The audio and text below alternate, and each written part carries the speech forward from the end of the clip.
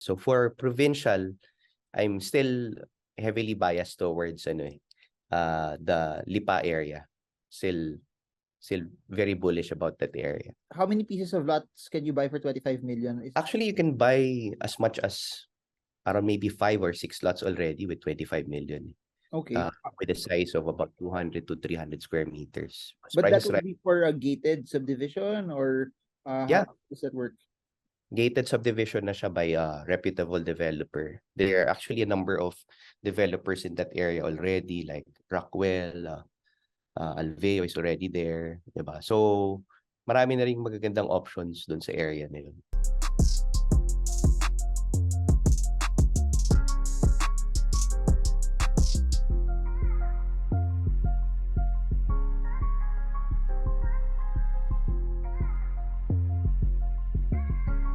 Hey guys, we have Ramon King from Property King joining us in the show today. Ramon, I'll make this very, very simple and at least for people who want to enter the real estate market right now.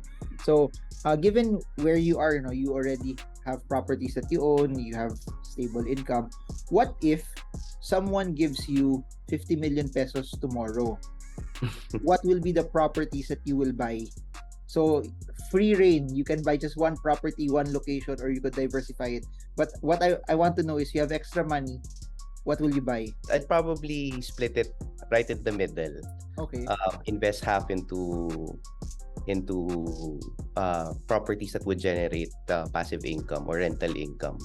Okay. So with 50 million kasi it would be hard to buy commercial property, especially in prime areas. So probably invest in established business districts such as either Bonifacio Global City. So probably with 25 million, get a 2-bedroom or maybe even 2 1-bedrooms at this point right now. The same with Ampacati. With Ortigas, a little bit lower.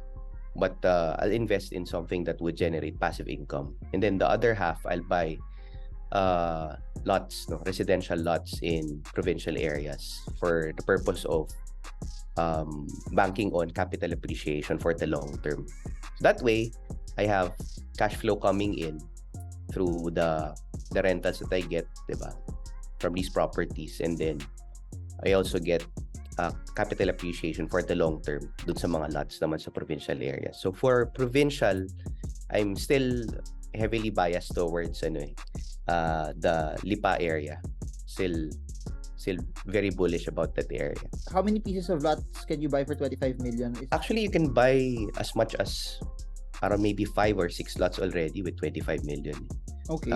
With a size of about 200 to 300 square meters. But that would be for a gated subdivision or yeah. How does that work? Gated subdivision na siya by a reputable developer. There are actually a number of developers in that area already, like Rockwell, Alveo is already there, diba? So marami na ring magagandang options dun sa area na yun.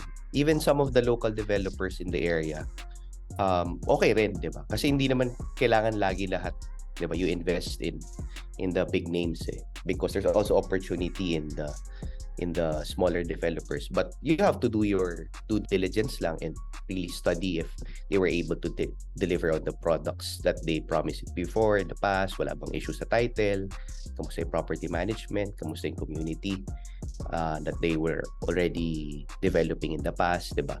So if there are no issues with that, then it's never a bad idea to take a look at these properties as well. Why gated villages? What's the logic behind that? Because people might be thinking, oh, I can province of ng lupa na to that's somewhere around in this area. What's the biggest advantage of that? Number one, if you don't live in the place, diba? If you don't plan to build on it in the near future, you don't have to worry about potential squatting, diba? Kasi in the Philippines, we have laws that protect informal settlers. No? So kapag yung property mo, hindi mo siya binahuran, hindi mo siya binantayan, tapos may nag-squat doon, after a certain period of time, I just forgot how long it is, but pag na-squatan siya, tapos for a certain period of time, tapos hindi mo siya napaalis, diba? Then you will have to go through some legal hurdles, no, before you are able to evict this informal settlers. So that's number one. And of course, syempre pag gated subdivision, there's usually a plan by the developers to put in amenities. Usually may clubhouse and may gym, di ba? There's a security in place as opposed to a standalone lot in the middle of, let's say, a residential area with no subdivisions, di ba? Issue mo rin yung security, di ba? You would have to put up your own fence, your own electric fence kung medyo praning ka dun sa area, di ba? If there's a history of a lot of crime within the neighborhood, then you have to worry about that as well. So having that gated subdivision gives you that additional peace of mind na you don't have to worry about your property, whether you leave it there for 10 years, di mo tayuan, you know na wala magsasquat dun. Or kung tayuan mo man siya, tira mo siya dun, you know that even when you're not at home, your family is there, they're going to be safe kasi you have a subdivision that's filled with security, you have a fence, di ba? So someone's looking out for your family. Got it. Before I go to my next question, talking about the other half, the other 25 million, meron na ba nag-squat sa puso mo since our last video? Wala, master eh.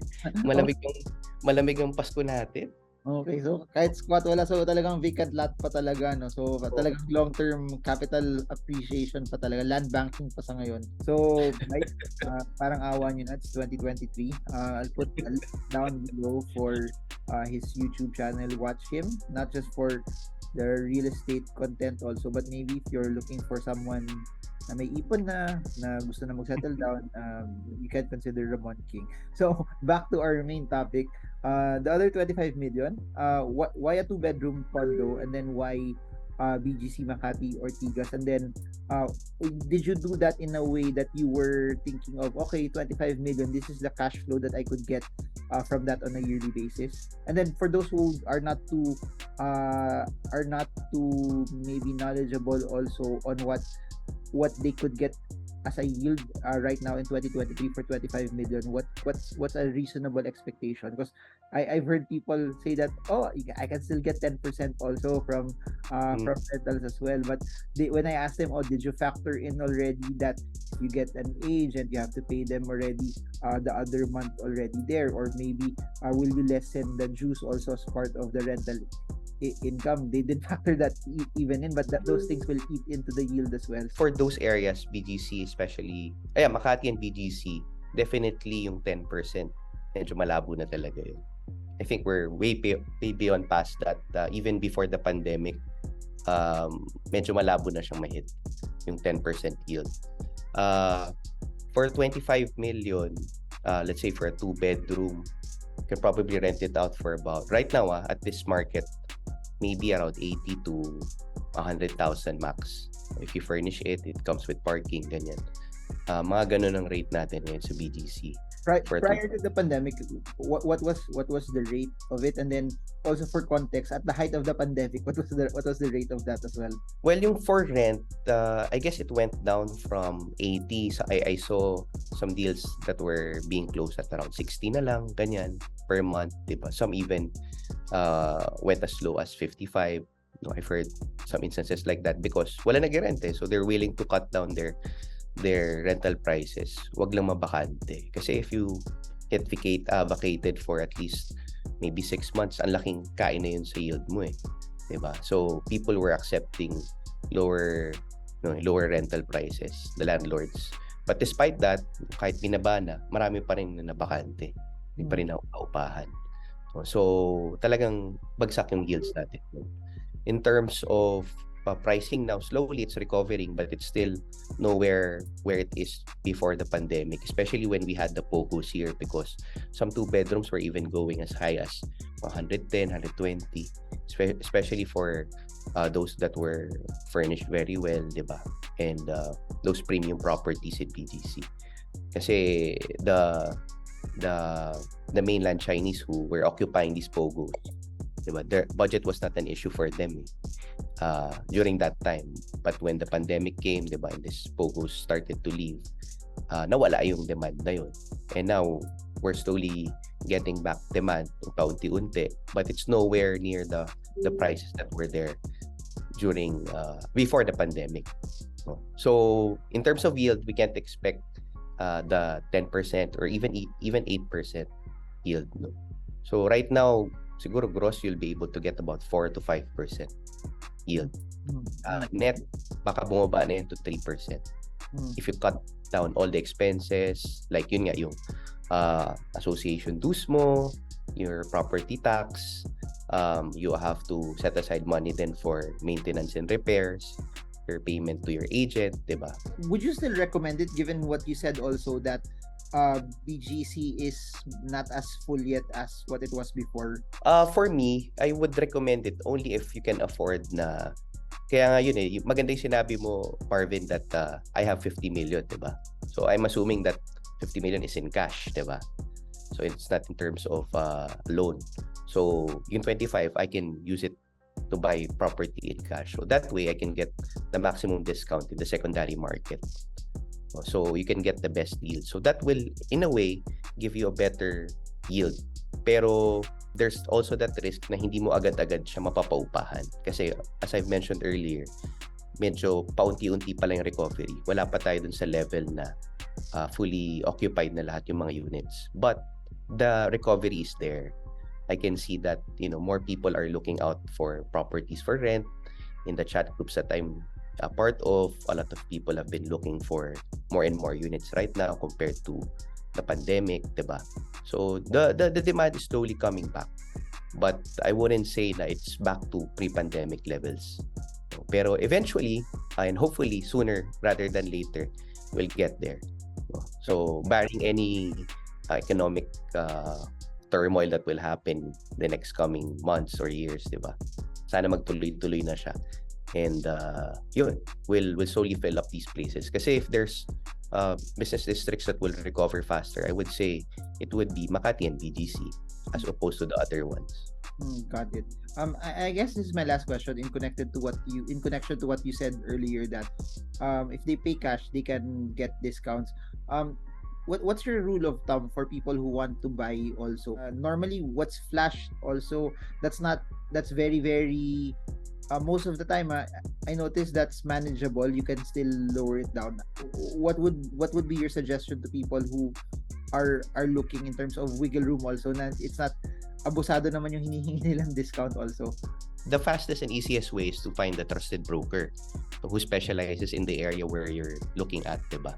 So if you're looking for condos in BGC, find someone who has enough experience, handling properties in BGC. Kasi they would know the average price of properties that you're looking at. So let's say, for example, you have a budget of 25 million for a 2-bedroom condo in BGC, diba? So find someone who specializes in that, diba? Kasi kahit sabihin mong condo in BGC, marami pa ring types yan, diba? Merong mga agents na nagpo-focus dun sa affordable market, merong mga agents na nagpo-focus sa high-end, diba?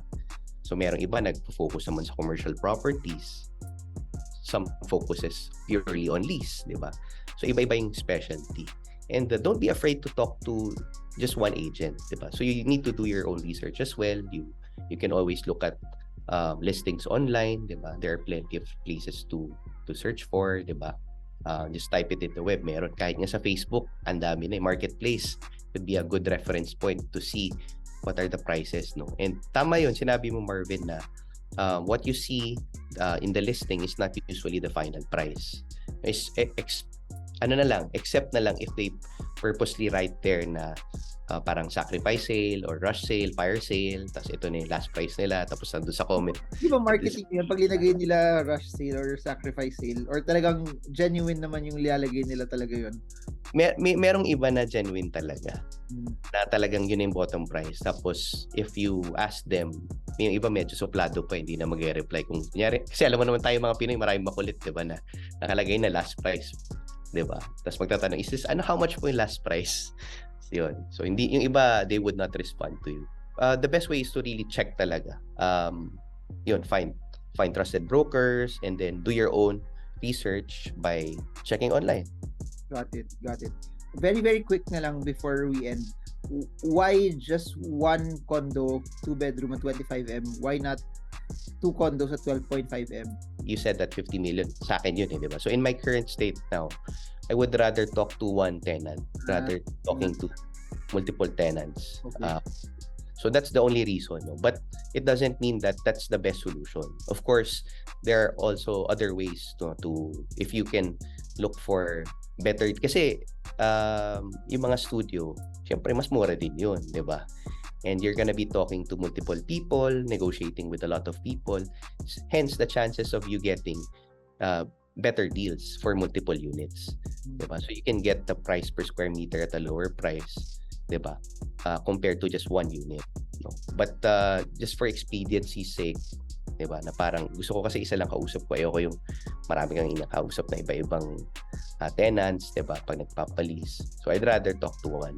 I'm not saying this is the case for all, no? But as you go up in terms of the price of the property, usually the people that you talk to are easier to deal with in terms of, especially when it comes to the payments, no, in terms of how they use their the units, diba? So parang medyo mas madali kausap compared to the lower price properties. Got it. To end na lang, did you ever fall in love with a tenant? No. Okay. Oh, got it. So, Ramon King, follow him on Twitter. Links are down below. He makes a lot of amazing real estate videos as well. So, I hope this is something that helped you, Marvin Germo. I hope this video helps you trade well, trade strong, trade smart. See you all again soon. God bless you all.